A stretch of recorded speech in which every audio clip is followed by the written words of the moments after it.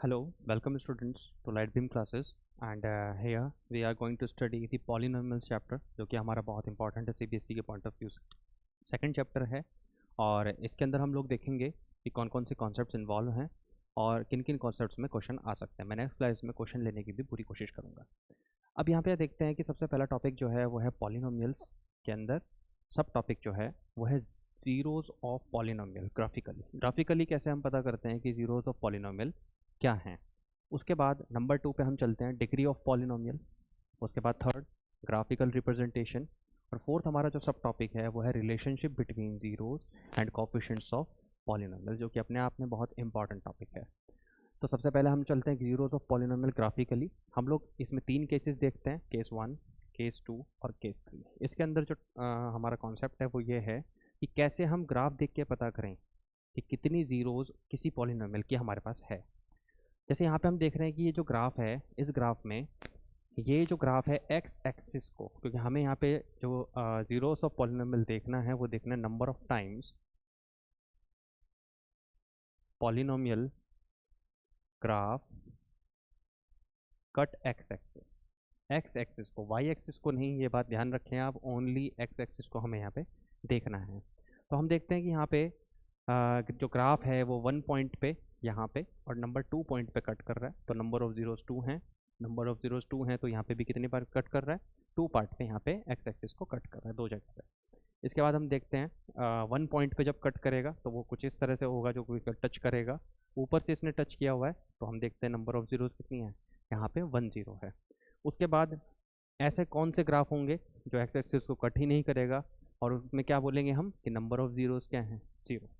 तो यहाँ पे हम देखते हैं कि इसने एक्स एक्सिस को कट ही नहीं किया, ये ऊपर है ये नीचे है। इसमें जो वेरिएशन बन सकता है वो कुछ इस तरह से भी आपसे पूछ सकता है कि यहाँ पे बताइए नंबर ऑफ जीरोस कितनी है, क्योंकि यहाँ पे आप देख सकते हैं कि एक्स एक्सिस को यहाँ पे 1 उस पर कट कर रहा है, तो कंफ्यूज मत होइएगा क्योंकि ये वाई एक्सिस है। तो यहाँ पे कितने पे कट करेगा, 1 पे, तो ये वाला केस किस में चला जाएगा, ये वाला केस इसमें चला जाएगा कि नंबर ऑफ जीरोस कितनी है, यहाँ पे हमारे पास 1 है।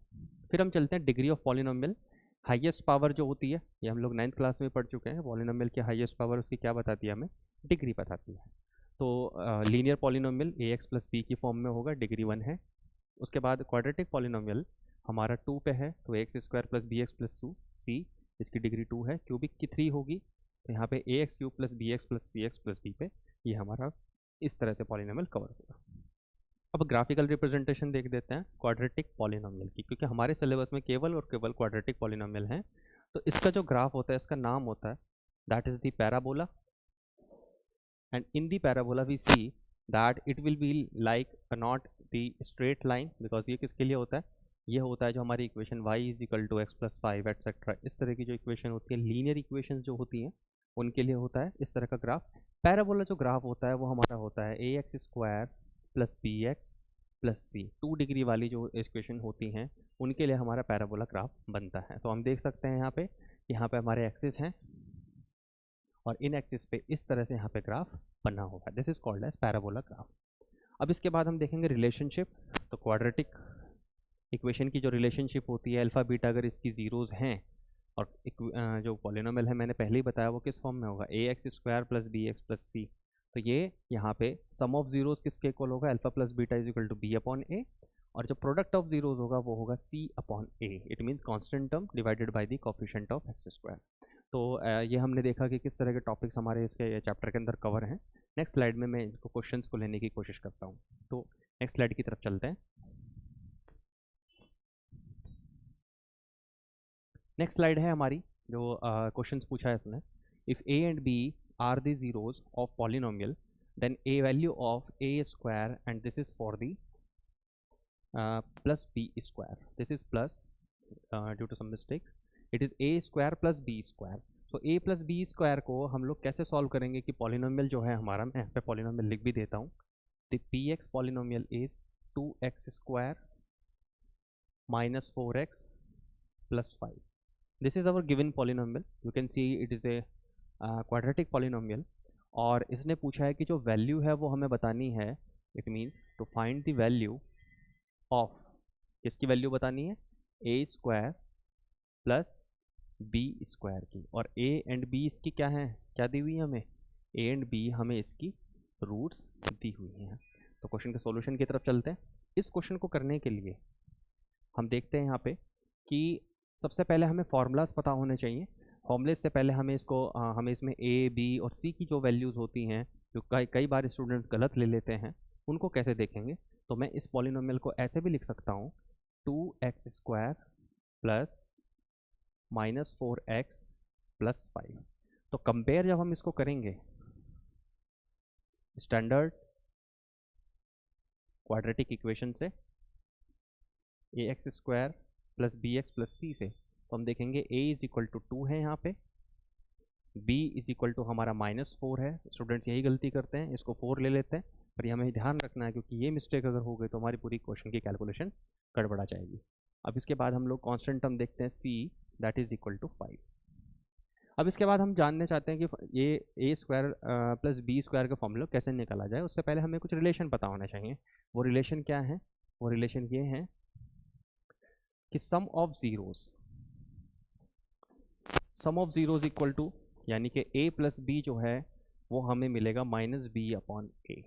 -b इट मीन्स ये वैल्यू और ये वैल्यू, तो यानी कि ये किसके इक्वल दिया हुआ है यहाँ पे, -4/a 2, that is 4/2 and that is equal to 2। 2 से 2 डिवाइड हो गया।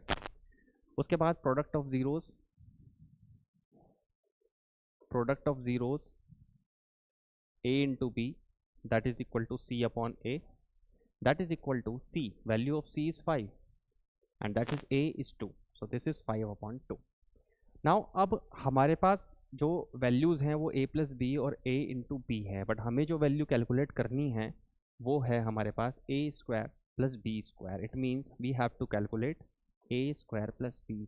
Now the students will think this is now have become a question which we can't calculate because we have been given the values of a plus b and a into b। हम कैसे calculate करें a² plus b² को? तो मुझे कुछ याद आना चाहिए कि मैंने एक फार्मूला पढ़ा था कि जिसके अंदर लिखा होता था x प्लस वाई का whole square is equal to x² plus y² plus 2xy।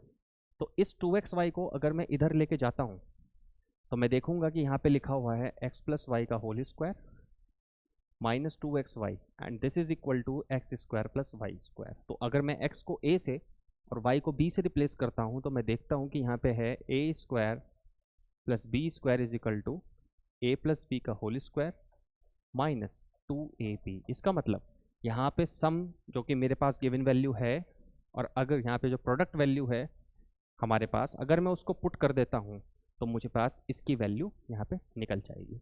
तो मैं वही चीज़ यहाँ पे पुट कर रहा हूँ, this will be equal to a plus b whole square minus 2a into b. तो वैल्यूज़ को हम लोग पुट करते हैं, ये इक्वल हो गया a प्लस बी की वैल्यू केयरफुली आप रखें इसके अंदर 2² minus 2 a into b that is 5/2। कुछ लोग यहाँ पे कैलकुलेशन मिस्टेक कर देते हैं, वो क्या करेंगे कि 2 को मल्टीप्लाई कर देंगे या इसको 4 को कॉमन लेने की कोशिश करेंगे। No, it is very simple. 2 से 2 डिवाइड हो गया, यहाँ पे हमारा बचा 4 and this is equal to 5 that is equal to -1। CBSE में हमें आंसर्स भी लिखना आना चाहिए क्योंकि प्रॉपर आंसर राइटिंग के अंदर हमें प्रॉपर आंसर भी लिखना होता है। तो आप इसके लिए आप हमेशा याद रखें कि हम लोग आंसर्स को हमेशा बॉक्सेस में पुट करते हैं। इस मीन्स आप यहाँ पे जब फाइनल आंसर लिखें तो लिखें a² plus b² is equal to -1, उसको बॉक्स में पुट करें and this is our final answer. तो स्टूडेंट्स यहाँ पे हमने देखा कि किस तरह से क्वेश्चन को अप्रोच करना है। अगर क्वेश्चन में गिवन वैल्यू नहीं है तो हमें किस तरह से क्रिटिकली सोच करके उस वैल्यू को डराइव करना है और फर्दर उसको सॉल्व करना है। सो आई होप कि आपको समझ में आया होगा। Thank you very much for this video. Thank you.